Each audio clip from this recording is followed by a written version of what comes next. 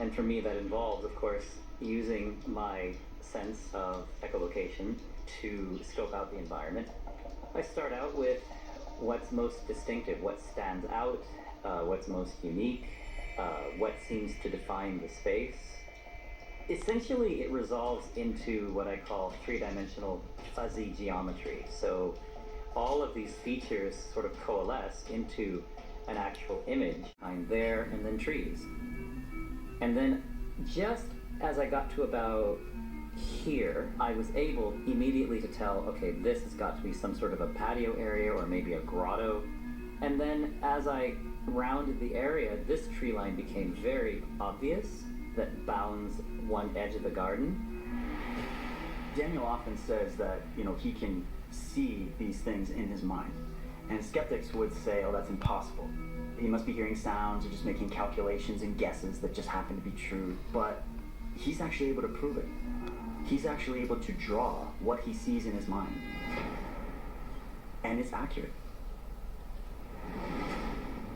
I am a person who is naturally curious. I've been an explorer since I got out of my crib and started wandering around. It didn't really occur to me that, oh, but wait, I no longer have eyes.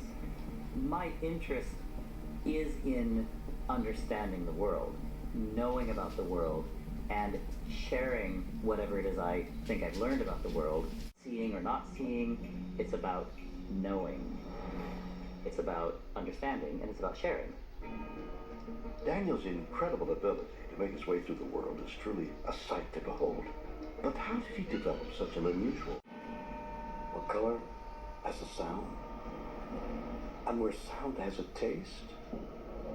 If that all seems bizarre, well then imagine what it must be like to live in that world. In ways that are unusual.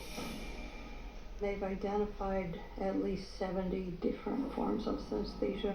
The common forms would be people who can hear color and see sound. There are two ways that we can perceive these joint senses. 90% of us see it in our mind's eye, and that's